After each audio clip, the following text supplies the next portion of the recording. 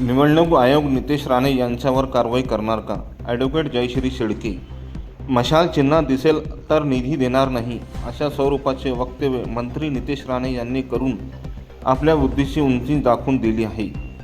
भाजप आजारवर अशाच प्रकारांचे धमक्या आणि दडपशाही करून निवडणूक जिंकत आहे.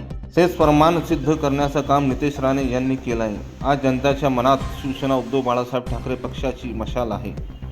एखादा व्यक्ती संविधान पदावर बसलेला अशी व्यक्ती मतदारांना धमकवत असेल तर आणि निधी देणार नाही अशा गोष्टी करत असेल तर त्यांच्यावर निवडणूक आयोग कारवाई करणार का, असा प्रश्न उद्धव बाळासाहेब ठाकरे पक्षाच्या प्रवक्त्या ॲडव्होकेट जयश्रीताई शेळके यांनी केले आहे. मशाल चिन्ह दिसलं तर निधी देणार नाही अशा प्रकारचं वक्तव्य करून मंत्री नितेश राणे यांनी त्यांच्या बुद्धीची उंची दाखवून दिलेली आहे. भारतीय जनता पक्ष हा आजवर अशाच प्रकारे पैशाच्या जोरावर धमक्या, दडपशाही आणि दंडेलशाही करून निवडणुका जिंकत आलाय. हे सप्रमाण सिद्ध करण्याचं काम मंत्री नितेश राणे यांच्या वक्तव्याने केलंय.